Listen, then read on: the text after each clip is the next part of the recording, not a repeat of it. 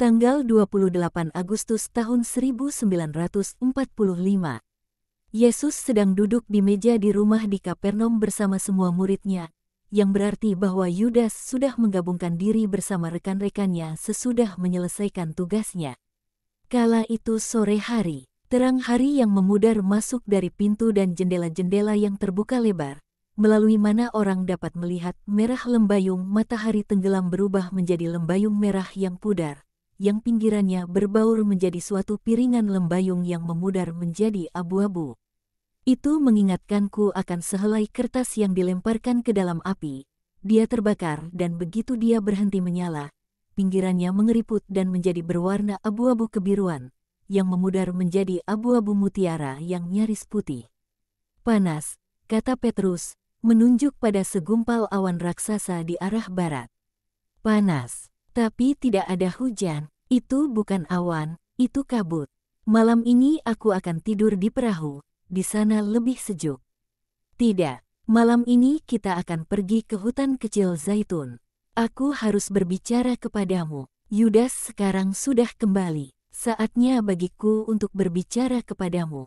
Aku tahu tempat terbuka di mana kita akan merasa nyaman. Bangunlah dan marilah kita pergi.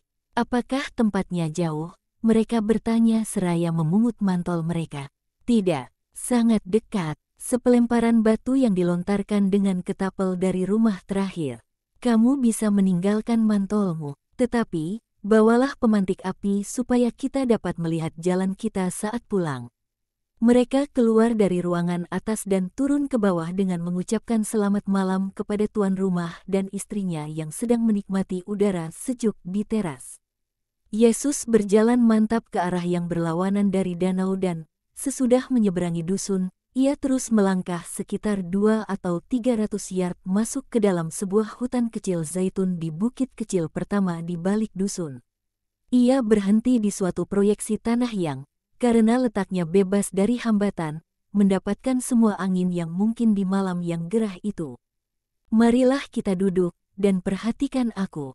Saat penginjilan sudah tiba. Aku hampir separuh perjalanan melalui masa hidupku di depan publik mempersiapkan hati orang bagi kerajaanku. Sekarang saatnya para rasulku juga ikut ambil bagian dalam persiapan kerajaan ini. Itulah apa yang dilakukan raja-raja ketika mereka memutuskan untuk menaklukkan suatu kerajaan. Pertama, raja melakukan penyelidikan dan mendekati orang-orang guna mencari tahu reaksi mereka dan memenangkan hati mereka dalam rencana yang ingin dicapainya. Kemudian dia memperluas pekerjaan persiapan melalui para utusan yang dapat dipercaya yang diutus ke negeri yang hendak ditaklukkan. Dan dia mengutus lebih dan lebih banyak utusan hingga detail geografis dan moral keseluruhan negeri diketahui.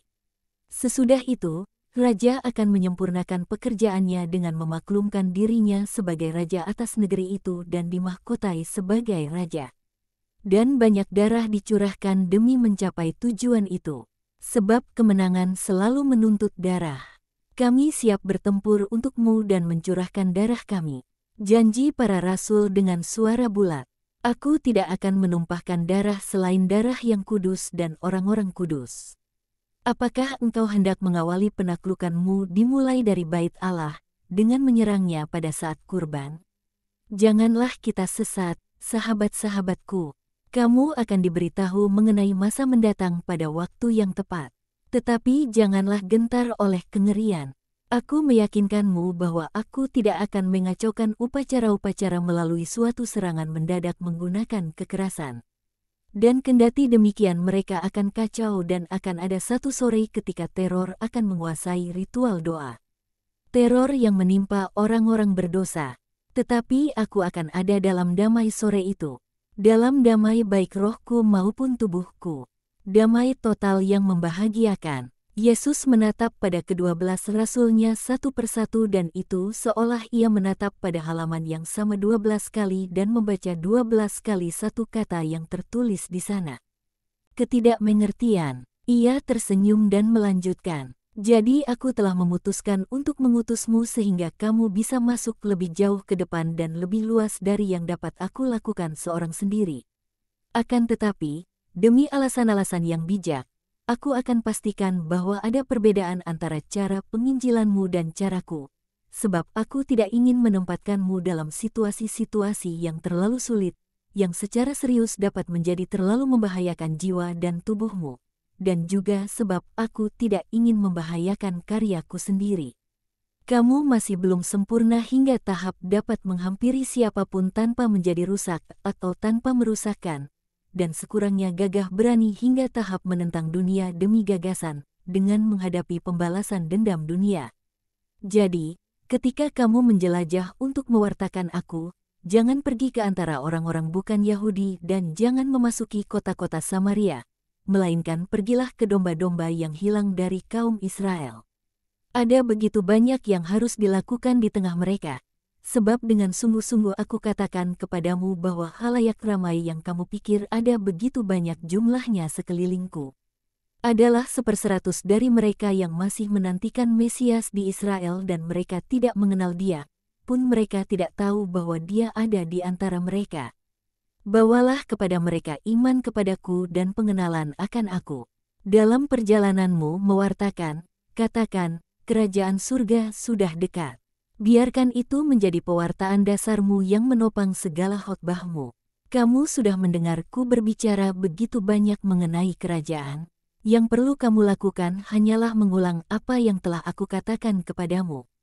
Tetapi manusia, untuk dapat tertarik dan diyakinkan mengenai kebenaran rohani, membutuhkan kebaikan material, seolah dia adalah seorang kanak-kanak selamanya, yang tidak mau mempelajari suatu pelajaran atau belajar suatu keterampilan terkecuali dia diiming-iming permen oleh ibunya, atau diberi hadiah oleh guru sekolahnya, atau guru magangnya. Demi memfasilitasimu dengan sarana-sarana agar dipercaya dan dicari, aku akan menganugerahkan kepadamu karunia untuk melakukan mukjizat-mukjizat.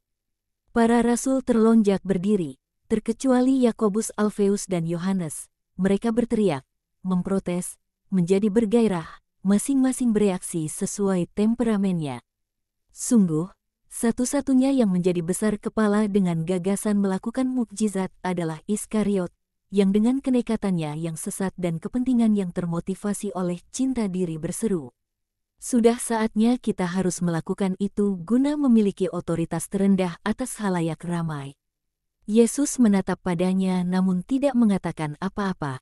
Petrus dan Zelot yang mengatakan, "Tidak, Tuhan, kami tidak layak akan begitu banyak. Itu diperuntukkan bagi orang-orang kudus." Dan Zelot menentang Yudas dengan mengatakan, "Mengapa kau bertindak lancang dengan mencela guru, kaum manusia dungu yang sombong?" Dan Petrus menambahkan, "Otoritas terendah? Dan apalagi yang ingin kau lakukan lebih dari melakukan mukjizat? Kau ingin menjadi Allah juga? Apa kau punya kegatalan yang sama seperti yang dipunyai Lucifer?" "Tenang," perintah Yesus. Dan ia melanjutkan, "Ada satu hal yang bahkan lebih besar dari mukjizat, dan sama meyakinkan halayak ramai, bahkan secara lebih mendalam dan lebih tahan lama, hidup yang kudus. Tetapi kamu jauh dari itu, dan kau, Yudas, adalah yang paling jauh dari semua. Tetapi biarkan aku berbicara sebab pengajaranku ini sangat panjang. Oleh sebab itu, pergilah, menyembuhkan orang-orang sakit, mentahirkan orang-orang kusta, membangkitkan tubuh dan roh dari kematian, sebab tubuh dan roh dapat sakit, kusta, dan mati juga. Dan kamu sudah tahu bagaimana suatu mukjizat dilakukan, melalui suatu hidup dalam penitensi, doa yang tekun, kerinduan yang tulus untuk memuliakan kuasa Allah, kerendahan hati yang mendalam, mengamalkan cinta kasih, iman yang bernyala-nyala, dan melalui pengharapan yang tak dapat digoyahkan oleh kesulitan apapun.